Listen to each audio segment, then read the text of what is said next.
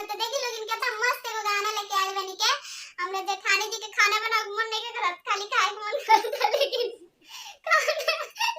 खाना बनाओ के मेरे कितना बहाना करता नहीं आई लो बताओ